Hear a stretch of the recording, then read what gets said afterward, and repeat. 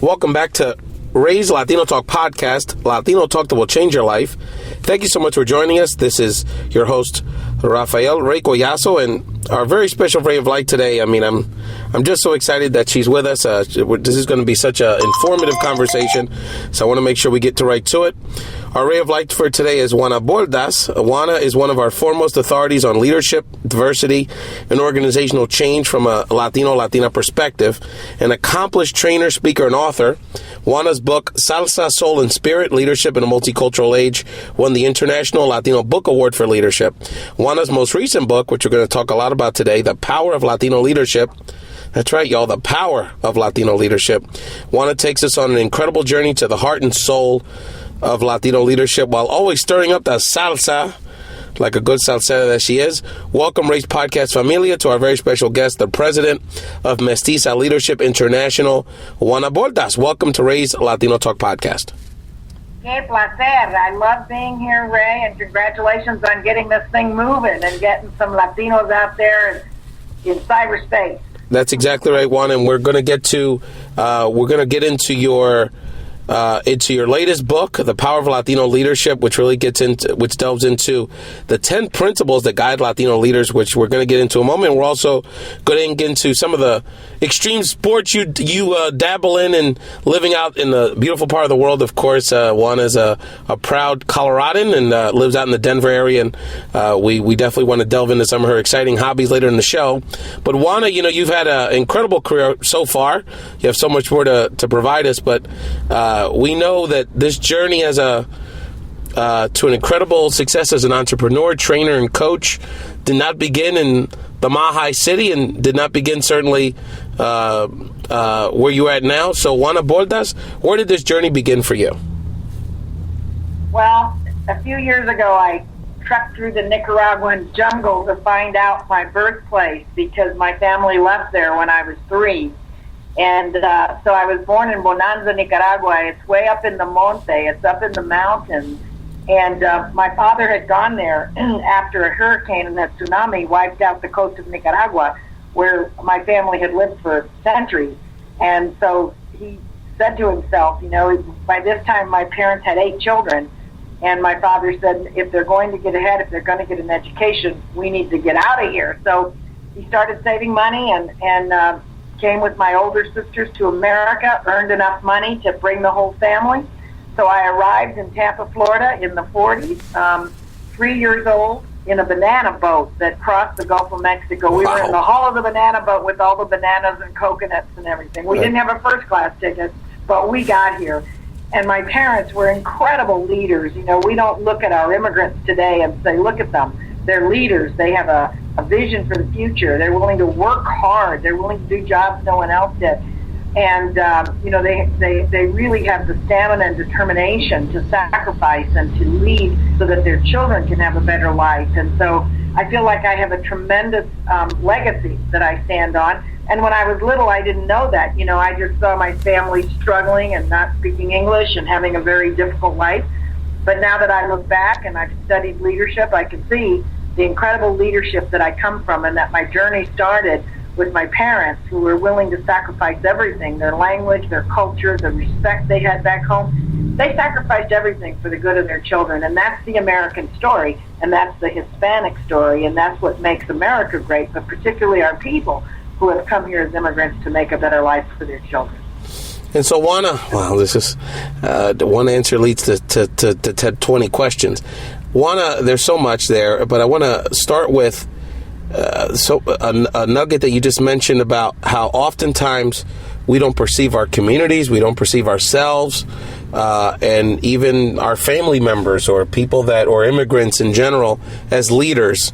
And there may be people listening to this edition of Ray's Latino Talk podcast that maybe believe in the back of their heads they have a dream that they can take their skills to another level, another place to serve others, but they don't feel they are qualified with a resume. They don't feel like they have the formal training or expertise. So help people who have that nagging notion that they want to take their life in another direction for career and personal fulfillment, but they don't believe that but they're not sure if they have the skills. Right. So Well, I think it's so important for Latinos and people in general to do retrospection on their life, because we are on a journey, and if we look back, sometimes we're able to see where we're going, and that's real important. I'll give you an example, and that is that many Latinos who have come out of the barrio, who have come out of low-income families, because 70% of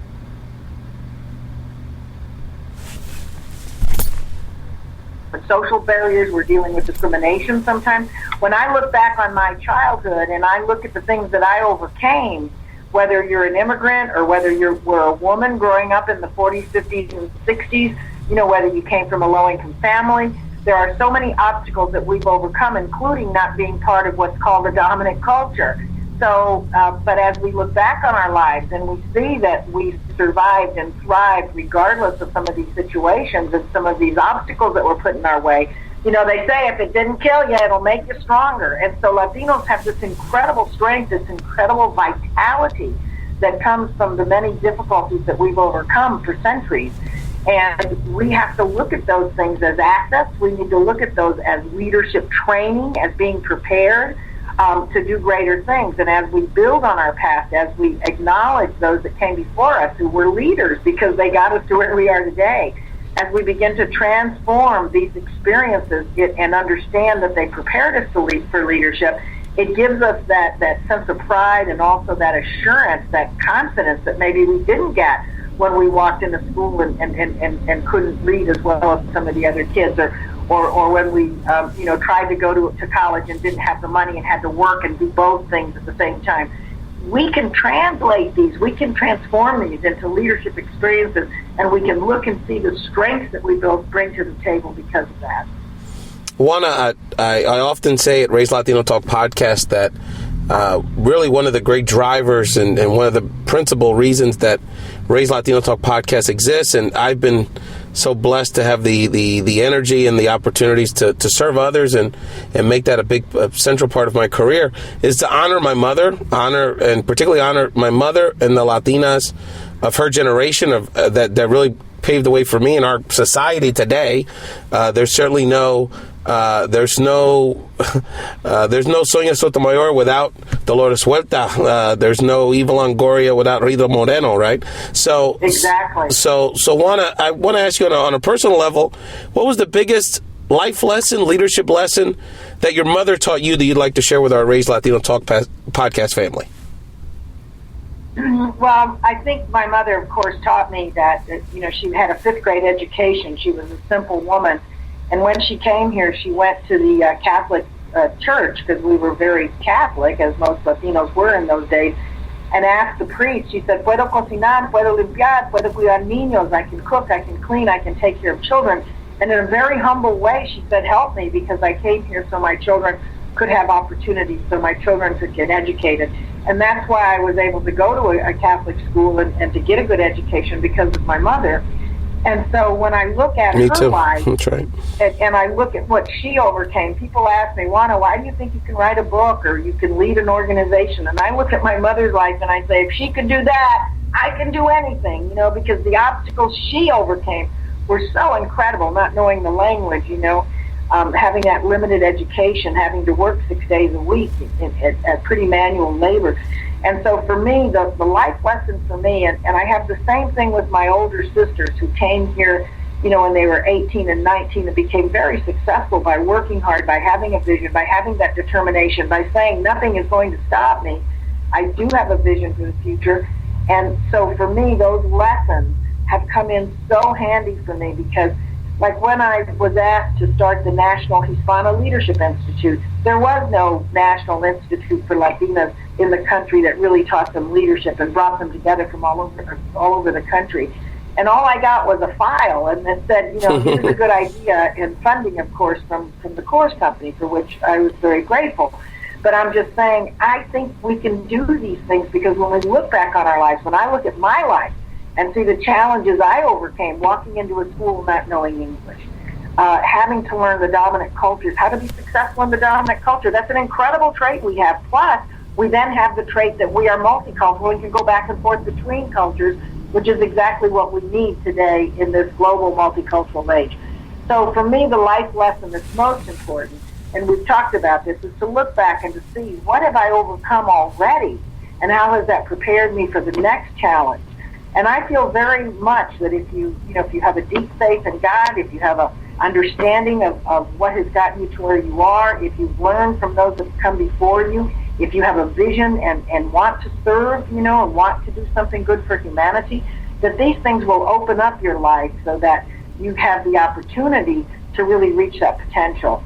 So for me, the greatest challenge that I've overcome is understanding, because I'm growing up in the early 50s and late 40s.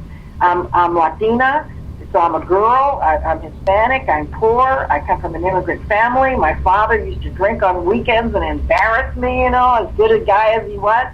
And so I felt like I had all these obstacles, an undereducated family, a working class family. But now I feel like, wow, I can do anything. I have obstacles that I've overcome, that my family's overcome, and we can move forward. Adelante. It's our time. Well, Juana, again, 7 other great lessons there, and a few things I just want to kind of point out to folks that are listening to this, and you're listening to one of the foremost leaders we have in our country, the great Latina author, trainer, and champion for our community, Juana Bordas, here on Raise Latino Talk podcast. But Juana, it's so funny because I talk often about how, and you talked about your Catholic faith. That's a big part of my background as well. And, we often, way too many times, think of our backgrounds in shameful tones. We were poor. We were, our dad was a little ghetto at times. We get into all this, the sins of our father. And, you have one cousin that was a knucklehead and you feel bad about that. And we don't often own the blessings of our background, regardless of the challenges and maybe the lack of financial stability or financial riches, but it made us so much stronger and prepared for our adulthood and our lives and our like studies today. There was a study by the New York Times that showed that Latinos are way more optimistic, like 30% more optimistic than Anglos are today. And I always kid Latinos, I go my future's so bright I gotta wear shades, because coming from where we've come from, That's right. course we're optimistic, our life's getting better. That's right. We're getting more educated. That's right. We are moving forward, right? And so Latinos have this optimistic strain, and part of that does come from faith. My mother had a tremendous faith, and we've had a tremendous faith that we were going to make it. Little by little, paso a paso, poco a poco, we have kept moving forward. We've kept our values intact, which is so important. Latinos have an incredible value system of generosity, of hard work, of being able to do what you say you're going to do. Mi palabra es la ley. If I say something, I'm going to do it. The whole idea of sharing, donde come uno, come dos. We've got some incredible values that this nation needs, but we're never going to be able to bring those into the mainstream until we're really proud of who we are, until we acknowledge and empower ourselves and say, wait a minute, Latinos are here to make a contribution to America. We're going to reinvigorate the American soul. We're going to bring some salsa to America. We are here to fulfill the American dream, to show people that opportunity is still available. And so that optimism that we have cuts across many things and makes it possible for us to accomplish great things, even though we've had limited resources. And the last thing I want to, before we get into discussing your latest project, The Power of Latino Leadership, and you're listening to Juana Bordas on Raise Latino Talk podcast, and I know people are getting energized and stirred up just by listening to this woman. And I often think about what you just said in terms of with your mother and your parents, the optimism, and that we don't acknowledge and honor the fact that these are immigrant ancestors, descendants, relatives. They were dreamers.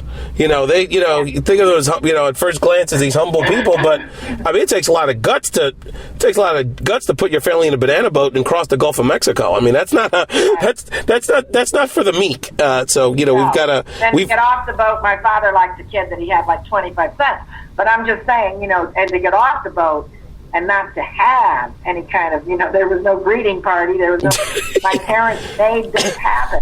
And so when you look Uber. across, and when we look at these simple immigrants cleaning our buildings and everything, we don't see leaders.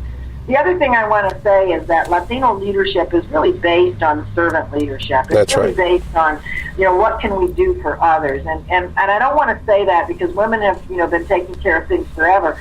But I'm just saying, if you are really looking at how you can empower people and how and what you can do to move your community or your society or even your family forward, you're really doing servant leadership, which means you're putting the needs of others ahead of your own.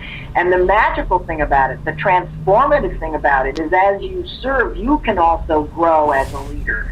You can also, improve your skills, because in the process of empowering others, we empower ourselves. And so it's a very ancient form of leadership, but it's the leadership that has really moved our community forward.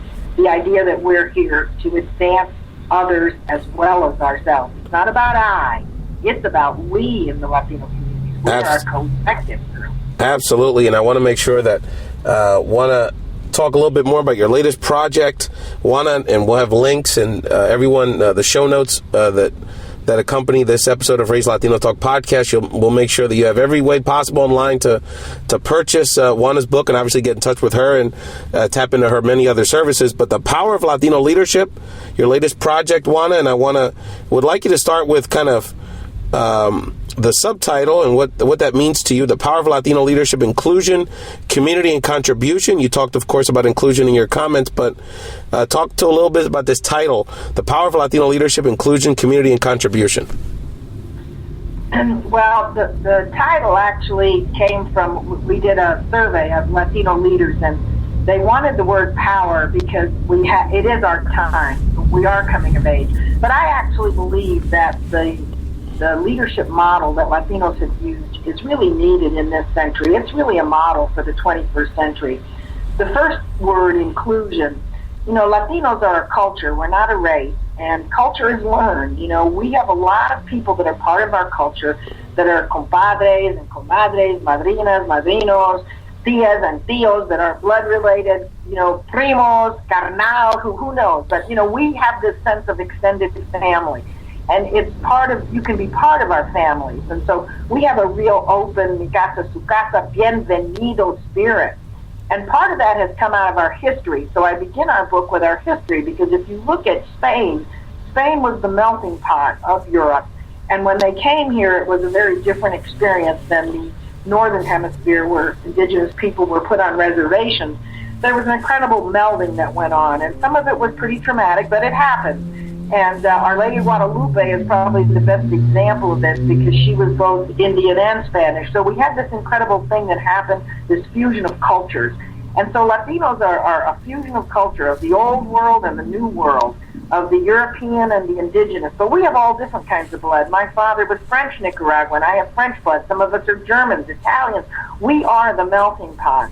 But we also have a very distinct culture, and our culture comes out of our language and our history. We have a common history with Spain, a common history of being colonized people. We have these values that are like glue that keep us together. And we also have a very old religious tradition that's very different. The Catholic Church in South and Central America is very different than the Catholic Church in different places. So Latinos are diversity, and we come in all different colors: black, brown, yellow. The Chino Latinos, the Leprechano Latinos, who are Irish and Hispanic, and we're Blacks, Latinos, and so we have this incredible diversity. And what people are saying, what futurists are saying, is that this is the multicultural age. This is the age, the new generation after the millennials are going to be called the plurals. This is the generation that's really mixing it up. The fastest growing identity among young people is multicultural. And who's the model for this? Latinos. We're the only group that really have come together from different races, from 26 countries. We're a fusion people, and we have an open bienvenido spirit. So we are the model for how do people from distinct backgrounds, different races, different cultures come together. And there's Arab Latinos, Jewish Latinos, Catholic Latinos. You can be Latino and come from any race and any religion. So it's very similar to being Jewish, I think.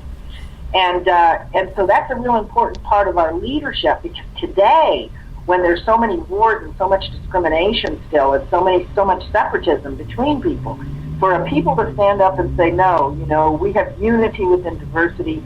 We're very open people. We welcome people to the table. We have some wonderful dynamic values that we want to hold on and bring into the mainstream. So that's probably the first principle is that principle of inclusion that Latinos have that is very different from other communities. You know, it's funny that I'll share a story with you that one day a long time ago, I was hanging out with some buddies, and I think we were crashing a party or something. And as we started walking in, I said, well, these people are Puerto Ricans. And my friends were like, how would you, we haven't even talked to anyone here. You haven't heard anyone speaks. How would you know that they're Puerto Ricans just from seeing them from a distance? I said, well, everyone's related and nobody looks alike. So the diversity is sort of just par for the course, and it's such a beautiful thing. So Juana, we have diversity right at our dinner table. That's right. In my family, we have the spectrum from black to very, very, very light, and the güeros. We call them the güeros.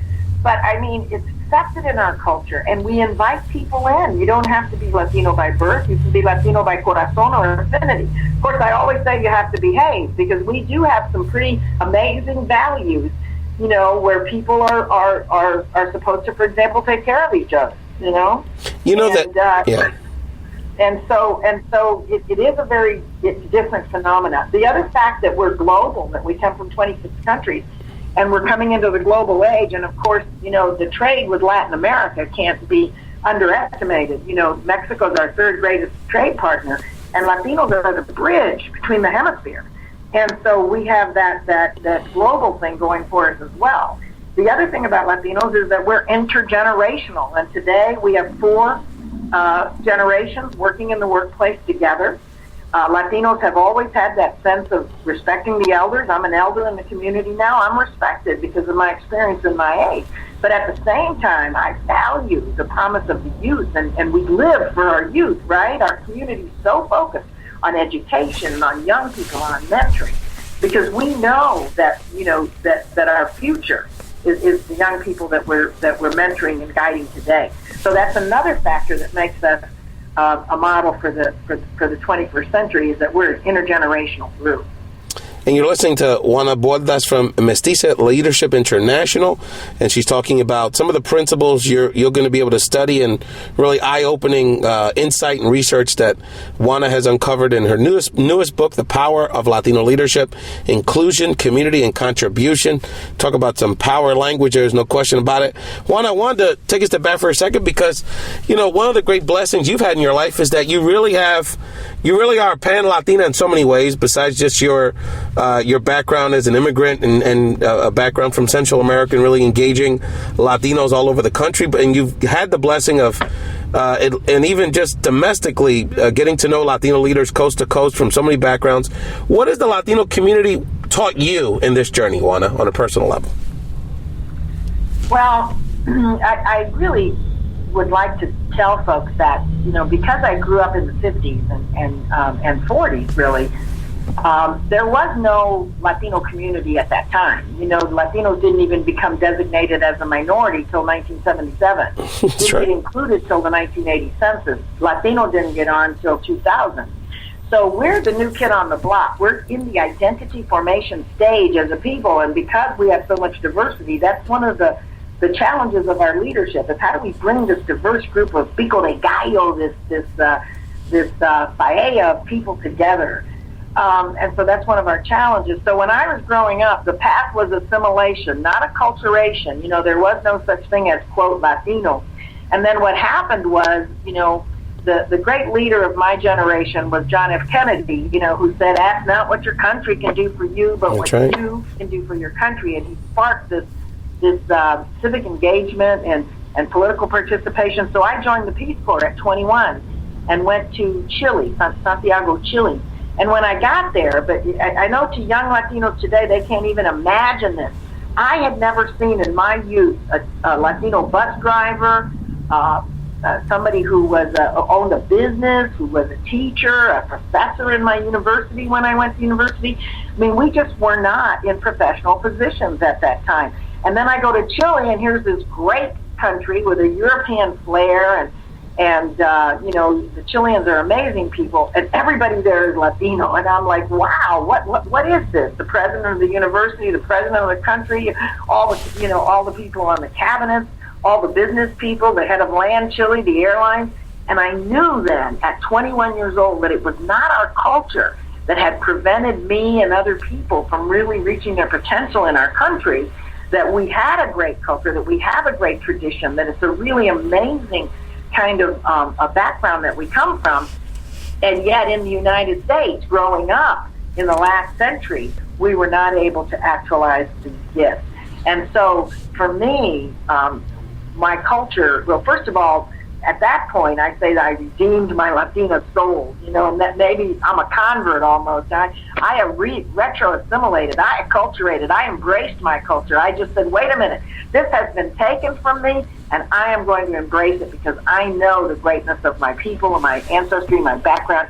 And so I really am a model for that, for people stopping for a moment and really understanding the beauty, the power, the history of our culture and who we are as a people. And that's why I begin my book with history and with culture, because our leadership is based on our history and our culture. And I was able, because at that point I was in Chile and I'm Nicaraguan, but I've lived with Mexicans for 50 years, and they're the political branch of our community that started so many of our organizations. I trained for Chile and in Puerto Rico. So I feel very fortunate that when I went to run the National Hispano Leadership Institute, and we had Latinos from all the different subgroups, I connected, and I know that we are really one people with similar values and with a similar history and with dreams about what we can do to make the world better. One last thing on the book, and I wanted to ask you a few more questions. And you're listen to Juana Bordas, and you got to rewind it several times because there's so many life-changing moments and conversations in listening to Juana Bordas, and you got to check out her book, The Power of Latino Leadership. Juana, besides the book and your message, you're a businesswoman, and you've been for quite some time an entrepreneur, really carving your own path. And one of the things, Juana, that I'm often struck by is how many, particularly Latinas, how many talented Latinas we have out there, and just Latinos around the country that should be, doing it for themselves, leading their own path. And, for many reasons, cultural, personal, what have you, they have not taken that leap of faith, that leap of into entrepreneurship and really marketing their own services for themselves. So one of I'm sure there's going to be many Latinos listening to this that are just like you, very talented, can have all the skills to take their career and really carve out their own brand, their own message, but haven't taken that step. So any words of wisdom for them from your journey you'd like to share? If you look at our community, one of the things we have is an immigrant spirit, and we have an entrepreneurial spirit as well. In the last century, 40% of our growth was through immigration, and immigrants come with that can-do, looking for opportunity. I'm going to work hard. I'm going to make something of myself. That's why we're so optimistic as a people. And at the same time, we are the fastest growing small business sector in America, and Latinas lead that pack. So Latinas are the fastest growing small business sector in our country. Now, we are an entrepreneurial people. Why? Because we've always done more with less. Why? Because we've always had to find new ways of doing things, right? We had to stretch our resources. My mother could take one chicken and cook for, a whole family of 10. And we have been able to do those kind of things naturally as we've been growing up and as we've been becoming more entrepreneurial. And so many of us have either worked our way through college or we're the first to go to college, and we've got the education now. The reason a lot of women in general, because women have been employing more people in America than the corporate sector since the 90s. And the reason women and Latinos start their own businesses is because the sky's the limit once you start your own business and you're the boss and you're able to create a culture within your organization that supports not only what you want to accomplish, but supports the Latino culture and the way we get things done. Latinos, for example, our leadership is a we-oriented leadership. It's all about people. Latinos are a humanistic culture, not a materialistic culture. People come first. That whole idea of mi casa su casa, people first, even in our language. Dámelo, the me before the lo, the person before the thing. So we have impeccable people skills. And when you're looking to start a business, that's a really important asset. You know how to get along with people. You know how to find clients. You know how to keep clients. You know how to do good service and be able to have that customer relationships and service. So we have a lot going for us, and particularly the fact that we are risk takers. I mean, how did we get to where we are if we weren't taking risks, if we weren't really trying to do things that were kind of out of the box and looking for different ways of getting things done? So this street smarts that Latinos have, this emotional intelligence that we have, this ability to relate to people, this idea of being resourceful and doing more with less, all of those things lead to an incredible business acumen, ability. The other thing that I think is real important is you got to tap into your passion. I'm successful because I am doing what I am passionate about. That's right. I want to bring about a whole nation of Latino leaders. I want us to have leaders in every community that are working together, that are achieving great things, that help each other, that are supportive, that network. And so those kind of qualities that we have are so important to starting your business. But knowing what you're passionate about, what's the contribution I want to make, and then figuring out, who can help you, building that network. When I first started my business, I had been working at the Center for Creative Leadership, and I kept them as an anchor client, it's called. It was my first client, and I worked for them 4 days a month and was able through that to pay the basic bill. And I also feel like another real important thing for Latinas is really making sure that we have the people around us that have the business skills that we need. So having a good accountant, having someone who can do your projections, having someone that can help you with marketing, because marketing today is a whole skill, and we've got people in our community that are very good at doing that and that can help you launch your business. Absolutely right. And Juana, as we start wrapping this up, and we'll definitely make sure that everyone knows how to get your book, The Power of Latino Leadership, and tap into your many services. I wanted to ask you, because you shared yourself, it's one of the most popular subject matters that your girlfriends and your fans and admirers around the country like to talk to you about. You are so blessed to live in a beautiful part of the country, Denver, the Mile High City, and the Rocky Mountain region of this country is so beautiful. And we have a great Hispanic leadership community there. Of course, it's a historical community with the former HUD Secretary and Denver Mayor Federico Peña and Polly Baca, our dear mutual friend, and so many other great leaders there. Maria de Cambra, one of our Venezolanas, holding it down in your part of the world. But you're a rock climber, and wanted to ask you how a Latina got into rock climbing and how you're... Well, you're exaggerating a little bit. You do have to climb rocks when you climb mountains, but I don't do the thing where there's ropes and all of that stuff, but I have climbed 14ers, they're called. There's a tall mountain. I just went and did the most beautiful mountains in the world. Are called the Oaxaca. They're the Spanish peaks. And Oaxaca actually means breast of Mother Earth, and they're these beautiful mountains in southern Colorado that are just majestic. When the Spanish saw them, they just, And so I went to the top of that mountain, and you do have to scale rocks. Mountains to me, I didn't see a mountain until I went to Chile in the Peace Corps. But mountains to me represent the majesty, the vision, and the way you do a mountain, by the way, is slowly, paso a paso, one step at a time. Great lesson for life, and also one of the principles of Latino leadership. Paso a paso, poco a poco, we'll make it to the top, right? And so there's that mantra that you do as you walk. Of course, you always have a group of people that you're going with, and you have to start off early in the morning, because when you get to the top of the mountains, they begin to have rain and stuff, and you can't be up there then. But it is the most exhilarating feeling in the world to be on top of a mountain, to know that you did it paso a paso, poco a poco, and it's a great metaphor for your life.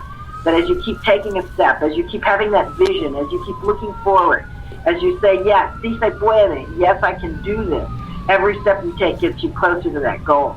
And so I've been inspired by the mountains since I was a very, very young woman. And to me, they represent the peak, the heights, the ability to have your life and to go for that vision of the future.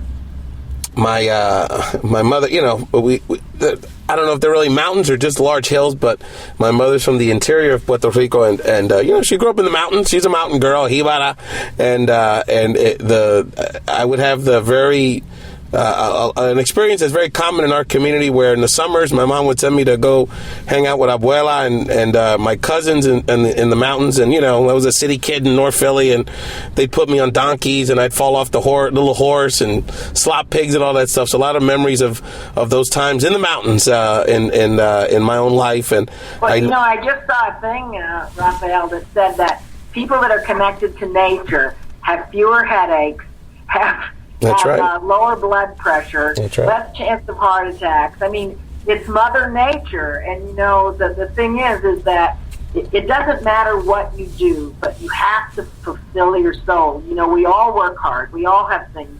You've got your job, you've got this podcast, you have your family. And so how do you renew yourself so that when you are an elder like myself, like I tell people, I'm going to do my best work in my 80s. They say, are you retiring? I'm like, no, I'm just getting started. Absolutely. And it's that idea that you have to replenish your energy. And, for my mother and my father, I think it was a spiritual thing. They prayed every day. And, my grandmother used to say the rosary at night. And so they had that sense of faith. But something has to fill your cup. Because whether you're a leader or you're taking care of your family, or you've got a small business that you're launching, which is another way to launch your business like you're doing. You do your regular job and then you do your other job. But so what? Latinos are used to that. But I'm just saying, how do you fill your cup? And for me, it's the mountains. For me, it's being healthy. So I try to eat right and work out and do things. But definitely nature is a way that I fulfill my soul.